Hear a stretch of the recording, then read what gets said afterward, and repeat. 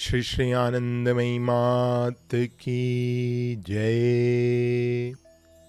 This body's formal education was very brief, and she attended school barely 3 to 4 months in Kevda and Sultanpur, where her maternal uncle lived. The school in Kevda was some distance away, and as her brothers were often sick, there was no one to accompany her there. Consequently, she often missed attending school. Once she spent 3 months at a stretch at her uncle's place, during which a basic elementary school book of Bengali alphabets was bought, and she started going to school with Sushila Didi, maternal cousin. The first day, the master taught them the first lesson and then asked them to read. Sushila was not able to read well. However, when the master heard this body read, he said, "Good girl."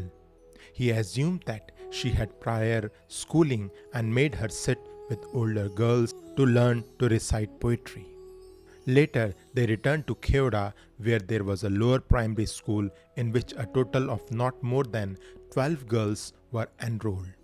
The schoolmaster was this body's grand uncle.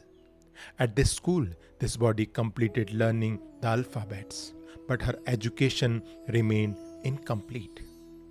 There were 4 girls in the first grade, and although this body was younger to them, all she was made to sit with them. These 4 girls had new books and slates, while this body carried an old hand-me-down book and a broken piece of a slate which could at best hold 3 or 4 lines of tiny lettering. This body had little interest in studies and sat down to do so only because it was expected, but never on a regular basis. In fact, she hardly ever studied. Once in a while, when the thought occurred to her parents and they urged her to study, she would begin looking around for the piece of slate and on finding it, sit to study. When in school, if she was asked a question, the answer would appear in front of her eyes and her reply was always correct. It is like when you see a picture of some place, you retain it in your memory, and when needed, you easily bring it back to your mind. But in the case of this body, there is no question of seeing or not seeing a thing. It was so in the case of studies also. At times, it so happened that this body was asked questions on the very passage that her attention happened to fall upon just a short while earlier.